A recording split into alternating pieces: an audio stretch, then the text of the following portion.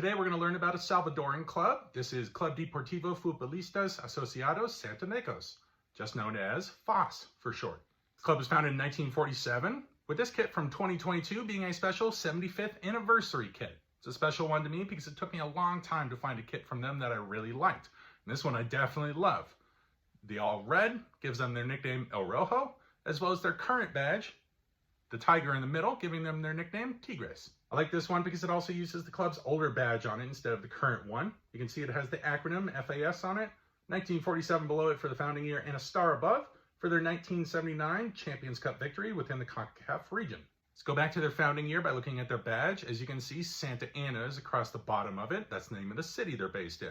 In 1947, all the different clubs that were in the city were slammed together into this club in order to compete with clubs from the bigger city of San Salvador. Let's talk trophies, seeing as this club's won a ton of them.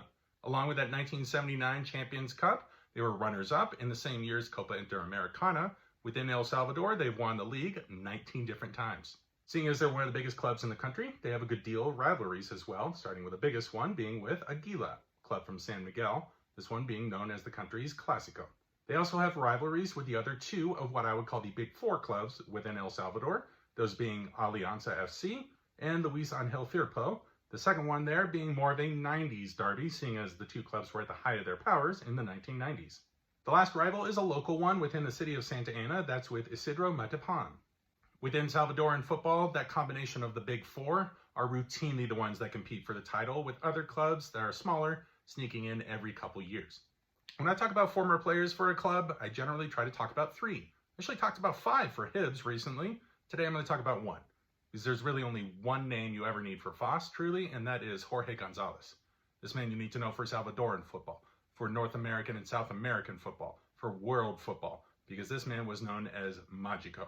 He was known as Majo only when he played for FOS. He's the most incredible Salvadoran football player that's ever played.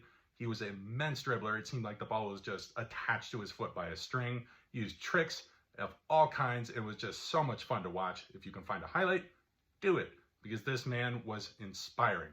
Diego Maradona was inspired by him, routinely saying that in practice, he and his teammates would try to act like Gonzalez and always fail. He was also renowned for being a complete wild and madman and completely indisciplined, probably something else that Diego picked up from him. But the skills and the importance this man had for the game of football are absolutely immeasurable. And I'll bring the rhetoric back down a little bit to a calmer level as we talk about their current squad. First name I'll mention is Luis Angel Mendoza. He's a winger for the club. He's come as kind of a journeyman across Mexican football before landing here in El Salvador. His nickname is El Quick, which is probably a pretty self-explanatory nickname. The second important player to mention for them is Dustin Correa, who is a winger for the club and a Salvadoran international. So that's your rundown on Club Deportivo FOS from El Salvador, one of the region's most important clubs.